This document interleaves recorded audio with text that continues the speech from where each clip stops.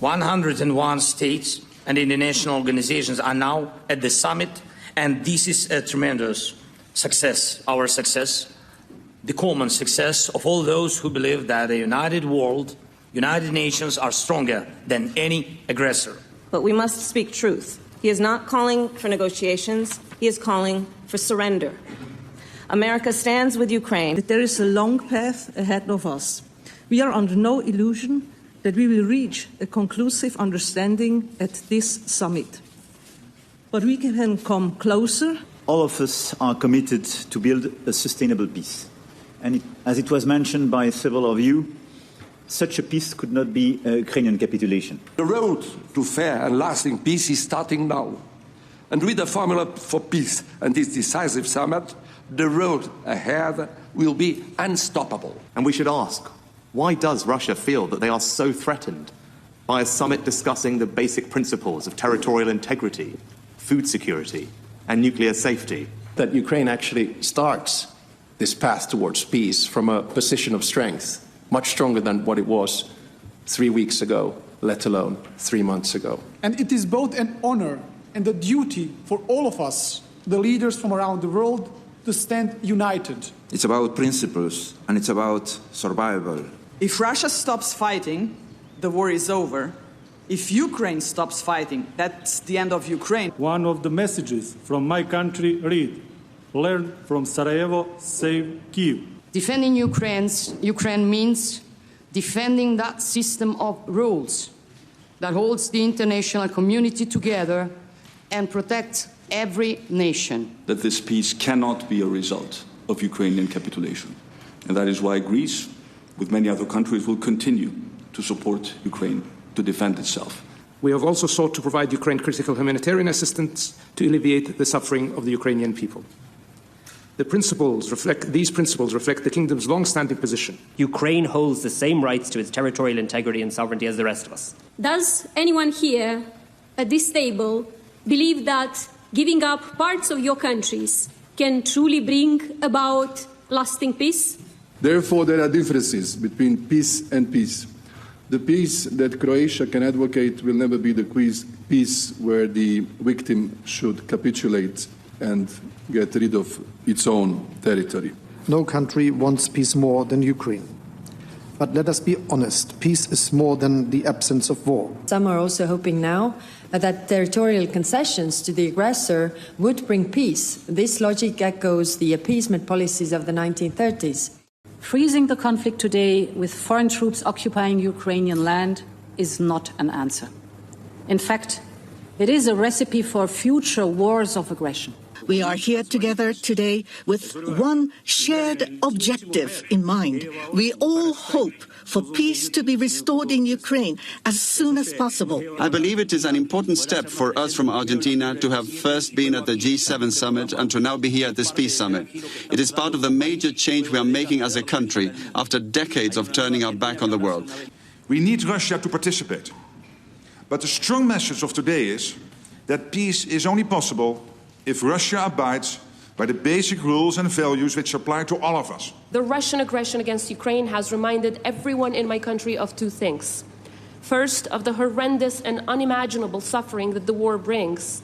And second, that now it is our turn to give back. Timor-Leste profoundly understands the suffering faced by the Ukrainian people as a result of the ongoing conflict. We also experienced the invasion and occupation, and our people still carry the haunting memories of the war. Russia remains the largest colonial empire in the world, which, unlike European powers, has never undergone the process of decolonization. Before Bucha, there was Abkhazia. And yes, before the war against Ukraine, there was the war against Georgia. Remember this, Putin will not stop at Ukraine. And I say this with some weight, having Russia as a neighbor. Norway, like Finland and like Estonia, are bordering Russia. So we have a neighbor that has really major way attacked another neighbor. This full-scale war is more than an attack on the security of Europe, on the idea of Europe.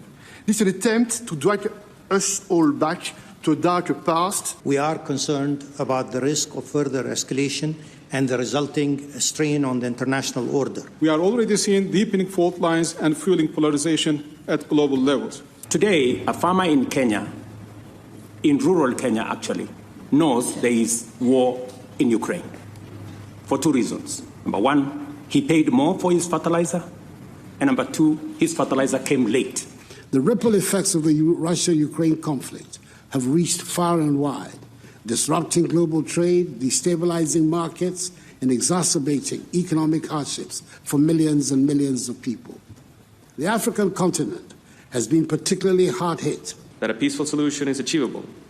So let us not underestimate the transformative power of dialogue and cooperation. Mexico is here to reiterate its long-standing commitment with all the fundamental principles of the UN Charter. We have been vocal, expressing our non-recognition of the instruments of annexation of the territory occupied. It cannot annex the territory of other country by force.